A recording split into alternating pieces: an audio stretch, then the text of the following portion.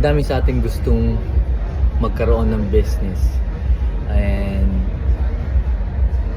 marami sa atin natatakot dahil meron tayong fear of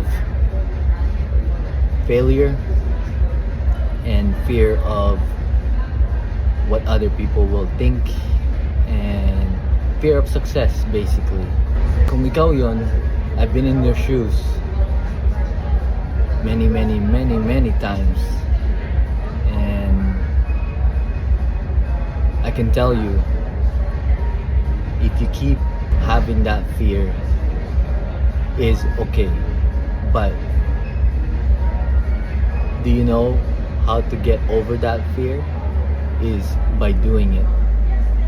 So and I encourage you guys to do it. Surround yourself